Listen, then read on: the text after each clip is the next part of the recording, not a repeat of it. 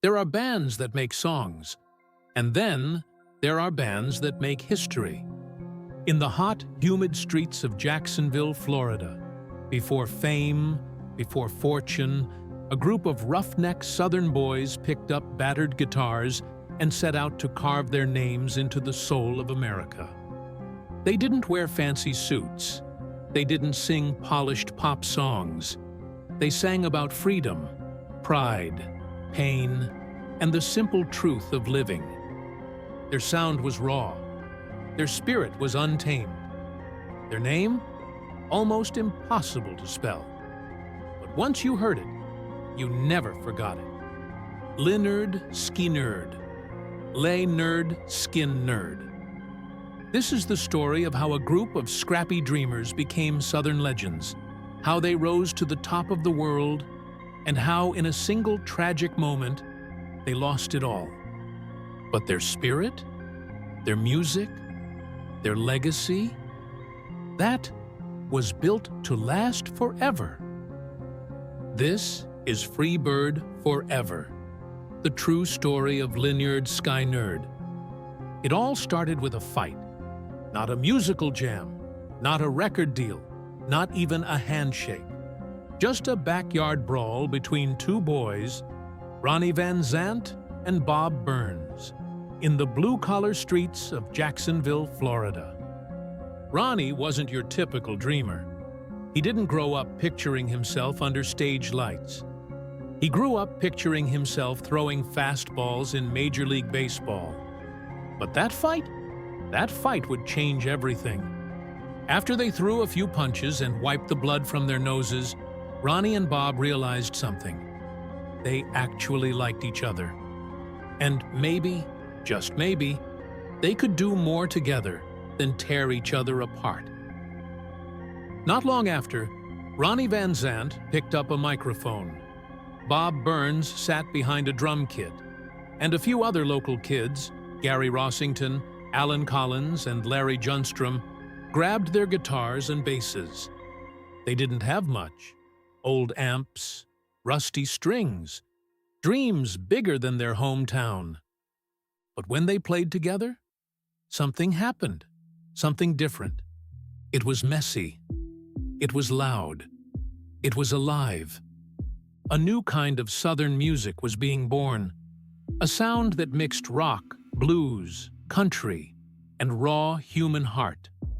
It didn't sound like anything from New York or Los Angeles. It sounded like the South, hot, sweaty, proud, free. At first, they called themselves My Backyard. Later, they bounced between names, the Noble Five, Conqueror Worm, even 1%. But none of them stuck. The real name came from high school. You see, Ronnie and the boys had a gym teacher, a man named Lynyrd Skynyrd. Strict, no nonsense, old school to the bone. He hated long hair, he hated rock music, and he especially hated students like Ronnie and Gary, who lived to break the rules. One day, as a joke, the boys decided to name their band after him. Sorta. They twisted his name just enough to make it their own. Lynyrd Skynyrd. A name that started as a joke became a legend. In the early days, life was rough. The band played anywhere they could. Dive bars, biker joints, high school dances. Sometimes they didn't even get paid. Sometimes they got paid in beer. Sometimes they got kicked out before they even finished a set. But they didn't quit. Because for Ronnie Van Zant and the boys, music wasn't just a hobby. It wasn't about getting rich. It wasn't about being famous. It was about telling the truth of Southern life. Hard work, heartbreak, hell-raising weekends, and chasing dreams. Every power chord, every whiskey-soaked lyric, every scream into a cracked microphone was a love letter to the life they lived and the land they came from. And even though nobody else knew it yet, Lynyrd Skynyrd was just getting started. By the early 70s, Lynyrd Skynyrd was still just a band in search of a break. They played late into the night, sweating under broken neon lights, dodging beer bottles from angry drunks, and hoping, just hoping, that somewhere, someone important might hear them. But in Jacksonville, fame felt a million miles away. What they had, though, was grit. Southern-fried, stubborn, unshakable grit. They rehearsed non-stop, literally. Sometimes for 12 hours a day, inside a tiny shack they called the Hell House, a rickety building in the middle of swampland. The Florida heat was brutal. No air conditioning, mosquitoes the size of small birds, guitars going out of tune from the humidity. But Ronnie didn't care. He made them play until their fingers bled. He'd yell, "Again! Again! Play it like your life depends on it." Because, in a way, it did. They weren't chasing fame. They were chasing greatness. And then, fate showed up.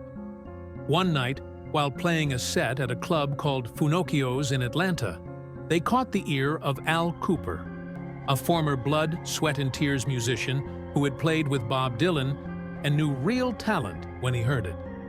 At first, Cooper wasn't sure what he was hearing. It was rough, wild, loud, but it was real. Ronnie's voice, gritty, commanding, southern to the bone, cut through the noise like a knife. The twin guitar attack from Gary Rossington and Alan Collins. It was like dueling banjos, but turned up to 11. Cooper saw something rare, authenticity. He signed them to his label, Sounds of the South, and flew them to Atlanta to record their first album. The boys packed into the studio, barely believing it was real. Actual soundboards, real engineers. But when the tapes rolled, they didn't shrink. They roared. In August 1973, the world heard it for the first time. Pronounced Lech Nerd Skin Nerd, an album title as stubborn as the band itself, hit the shelves. And sitting right there, track 4 on side 2, was the song that would change everything. Free Bird. It didn't sound like anything else on the radio. It started slow, almost tender, with a gentle organ and Ronnie's raspy voice asking, "If I leave here tomorrow, would you still remember me?" But by the end of 9 minutes, it exploded into a twin guitar war cry, a soaring, screaming, defiant Southern anthem that shook the rafters of every room it played in. People didn't just like it, they felt it. Freebird wasn't just a song, it was a statement. A middle finger to authority, a tear-stained goodbye to lost lovers, a hymn for every lost soul chasing open highways and wide blue skies. The album caught fire. Freebird became the band's first hit. They started getting radio play, bigger gigs, better tours. And it wasn't just Southern folks either. Kids from California, New York, Chicago. They all connected with Skynyrd's raw honesty. The band was invited to open for The Who on their Quadrophenia tour. Ronnie loved telling people, "Yeah, we opened for The Who, and then blew 'em off the damn stage." Confidence wasn't something Ronnie lacked. Neither was pride in where they came from. They weren't polished like Led Zeppelin. They didn't wear makeup like Kiss. They were rough, sweaty, unfiltered Southern men. And America loved them for it. As the years rolled on, Skynyrd pumped out hit after hit. Gimme 3 Steps, Simple Man, Saturday Night Special, Call Me the Breeze. Each song was a snapshot of Southern life. Guns, fights, heartbreak, Saturday nights full of beer and regret, Sunday mornings full of hope. By 1976, they had become the kings of Southern rock, selling out stadiums, riding private planes, living like outlaws. But with success came trouble. With fame came fortune. And with fortune came chaos. Lynyrd Skynyrd wasn't just a band anymore. They were a traveling circus, a gang of wild-hearted Southern men trying to outrun their own demons in cheap motels, smoky bars, and sold-out arenas. They drank. They fought. They lived every day like it might be their last. Ronnie Van Zant, the leader, wasn't a saint. He could be rough. He could be cruel. But he was also fiercely loyal. Ronnie saw Lynyrd Skynyrd like a family, a rowdy, dysfunctional, beautiful family. There were bruises, broken bottles, black eyes. But there was also laughter, brotherhood, a bond stronger than blood. Yet even as Skynyrd soared, dark clouds gathered. The partying got heavier. The tempers got shorter. The pressure got bigger. Ronnie, deep down, felt it. He wasn't stupid. He knew the band couldn't live like this forever. One night after a show, he told a friend, "I won't live to see 30. He said it with a smirk, but deep inside, a part of him believed it. The fateful day, October 20th, 1977. The fall of 1977 was supposed to be a celebration. Skynyrd had just released their new album, Street Survivors. The cover showed the band standing in flames, a spooky, now infamous photo. They were bigger than ever, selling out massive venues, living the dream they had fought so hard for. But dreams can turn into nightmares faster than you can blink. On October 20th, 1977, the band boarded a small, beat-up Convair CV-240 airplane. They were flying from Greenville, South Carolina, to Baton Rouge, Louisiana, for their next show. The plane was old. They knew it. The engines had been acting up for weeks. Just 2 days earlier, Aerosmith's team had inspected that very plane and refused to use it, calling it unsafe. Ronnie brushed it off with a grin. "We ain't afraid of nothing," he joked. But as the plane lifted off that evening, something was wrong. The engines sputtered, coughed, faltered. Somewhere over Mississippi, the right engine gave out. Then the left. Silence. The kind of silence that drowns out even the loudest heartbeats. The pilot radioed a distress call. They were going down. Inside the plane, panic spread. Cassie Gaines begged Ronnie to put on his seatbelt. But Ronnie didn't believe in seatbelts. Never had. He believed in fate. The trees came faster. The ground rushed up to meet them. And in a brutal, chaotic moment, the plane tore through the Mississippi woods and was swallowed by darkness. When the dust settled, the cost was devastating. Ronnie Van Zant, the voice, the heart, the fearless leader of Skynyrd, was gone. Steve Gaines, the young guitar prodigy, was gone. Cassie Gaines, the shining, soulful voice, was gone. The assistant road manager, Dean Kilpatrick, the pilot and co-pilot, gone.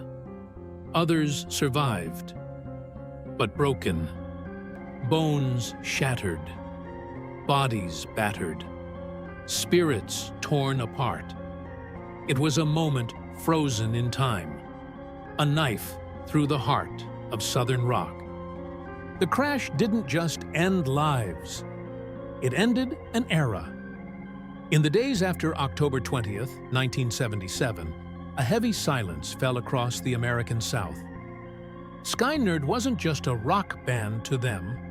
They were their boys, singing their stories, carrying their pride. People who had never even met Ronnie Van Zant mourned him like they'd lost a brother. Radio DJs wept live on air. Bars across Mississippi and Alabama played Simple Man on repeat until closing time.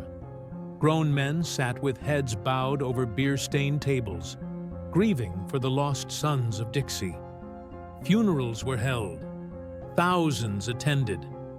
Many more stood outside the services, holding candles and American flags. Ronnie Van Zant was buried in his favorite outfit, his fishing hat, his boots, and a simple black t-shirt with the words, "If I leave here tomorrow, would you still remember me?" And the answer from millions was clear. We will never forget you. Cassie Gaines and Steve Gaines were laid to rest together. Two bright stars, gone far too soon, but now forever part of the southern sky. Meanwhile, survivors wrestled with their own battles. Physical wounds healed slowly, but the emotional scars? They lingered. Gary Rossington later said, "It's like you're walking around, but half of you is still stuck in those woods." Every day, every night, the crash replayed in their minds. The screams, the fear, the guilt of being alive. It wasn't just a tragedy. It was a wound that never fully closed. For a long time, it seemed like the Sky Nerd story had ended. The surviving members drifted apart. Some battled addiction, some disappeared into quiet lives. Some tried to make new music, but the magic, the old fire, was too tied to what they had lost.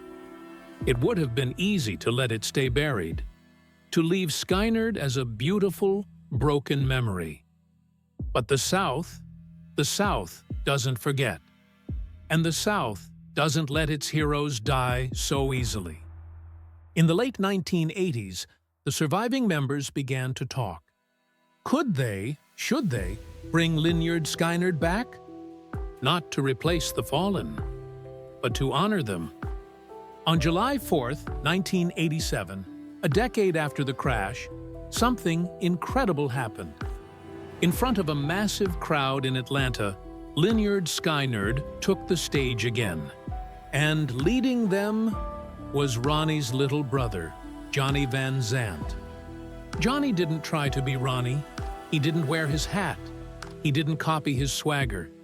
He just sang the songs the way he felt them. With heart, with soul, with the blood of a Van Zant running through his veins. When the opening chords of Free Bird rang out, grown men wept openly. Flags waved, hands clutched hearts. The South sang back every word. It wasn't just music, it was a resurrection. Today, decades after that first backyard fight, decades after that tragic crash, Lynyrd Skynyrd is still flying. The lineup has changed. New musicians have come. Old brothers have gone. But when they hit the stage, when the crowd rises to its feet, when the first notes of Sweet Home Alabama or Simple Man thunder across the fields, it's not about who's playing guitar. It's about what they stand for. It's about the millions of hearts beating together. It's about the South remembering its sons. It's about every boy who picked up a guitar because he heard Freebird and believed he could touch the sky. In 2006, Lynyrd Skynyrd was inducted into the Rock and Roll Hall of Fame. And standing there on that stage, Gary Rossington, Billy Powell, Artemis Pyle, Ed King, they didn't gloat, they didn't brag, they cried, because they knew. The honor wasn't just for the survivors, it was for Ronnie, for Steve, for Cassie, for all the brothers and sisters they had lost along the way. Ronnie once said, "I want to be remembered as a free spirit, a guy who tried to make a difference with a song." And brother, he did. Every time Free Bird plays, every time someone raises a lighter into the night sky, every time a Southern kid picks up a guitar and dares to dream, Ronnie Van Zant lives on. Gary Rossington once said, There's no replacement for Ronnie. All we can do is keep playing the music and honoring the spirit. And that's what they've done. Year after year. Town after town. Crowd after crowd. Lynyrd Skynyrd never quit. They never gave up. They became legends. Not because they wanted it, but because they lived it. Because they earned it. Because they breathed it. Thank you for watching today's video. Don't forget to hit the thumbs up button and subscribe. Be sure to leave a comment down below about who should we make next video about.